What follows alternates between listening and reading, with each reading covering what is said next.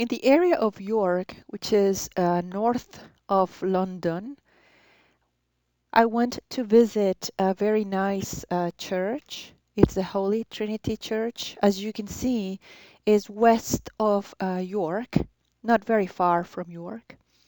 It's recorded as a National Heritage List, Grade 1 listed building, and it's a very interesting structure.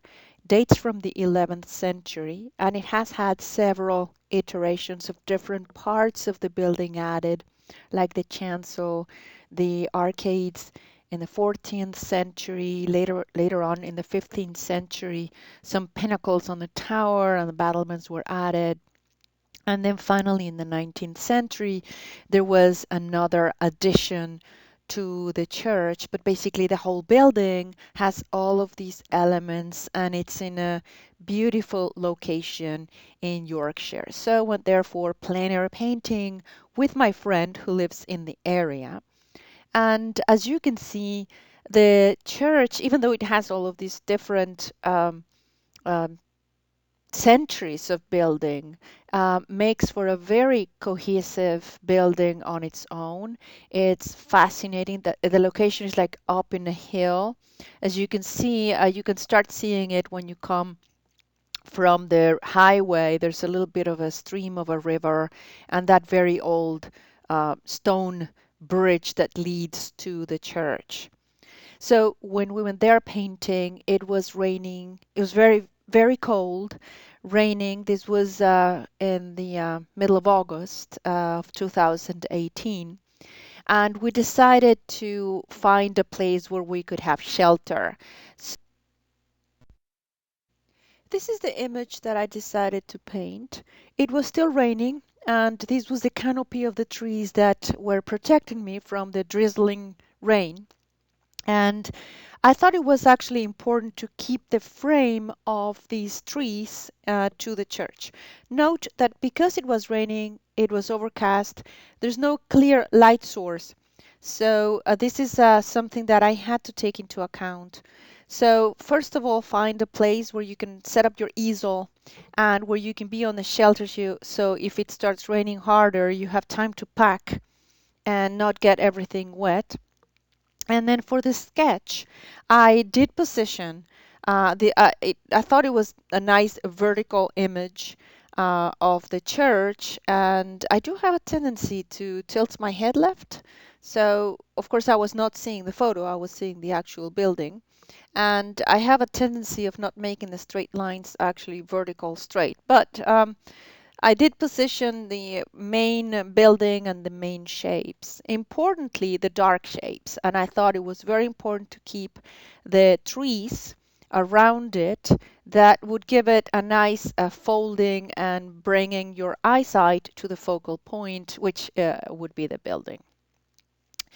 The other thing to take into account when making the actual painting would be to make sure that the back tree, although it looks almost as dark as the others, it would have to have atmospheric perspective. So in the photograph, it's misleading. It doesn't look like it does look when you're there, but in real life on plein air, that was very clearly lighter and bluer. So I was able to manage that easier when I was painting this plein air. For the painting, I used acrylic painting, heavy body golden acrylics, Indian yellow, alizarin crimson, ultramarine blue, titanium white. The Senso Linen Canvas Pads that I bought come in a very convenient pack of 10.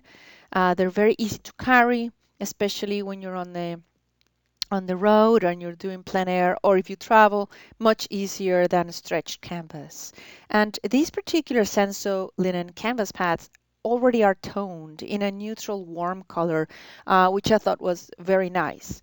It's a 9 by 12, and I just used basically two brushes. Basically, most of it was with one. They were flats, sizes 4 and 6. I did not want to do any details. So this was my original sketch, and it was going to be, I wanted it to be more of a vertical image, and for some reason I misplaced the pad, and I started working on it as a landscape image. So I had to add some elements to the left that are not captured in the photo and that I had not originally thought of doing. But I think it went okay. Vertical or landscape, you make it work. So in the block-in stage, you can actually see how I started with the darks, and the flat brush is very clear in there. The edges that are very blurred are part of the qualities of painting with linen instead of cotton canvas. It's really nice. And that dark was basically the mixture. I only had three colors, so it's just different proportions of them to make it more greenish. Of course, you've got the Indian yellow, which is very transparent, and the blue, but never forget the red mutes a little bit on those greens. So I really blocked it in. I did the same block in for the left tree on the top, and of course it's more of a landscape image rather than what I originally had in mind, which was vertical, but that's okay. Um, for the building, I used a little bit of warmer tones, even though in the shade I did use a little bit more of the ultramarine blue, but it's mixed with alizarin crimson. So I wanted to make it very warm because the stone to me had the sense of warmth. And the far tree, as mentioned, I added more of a purplish color. Then I started working a little bit, just a little bit on the sky. So it was basically with the flat and very roughly carving out. So basically I had put the transparent green, same as the right end I did on the left, and then I carved out the trees with negative painting.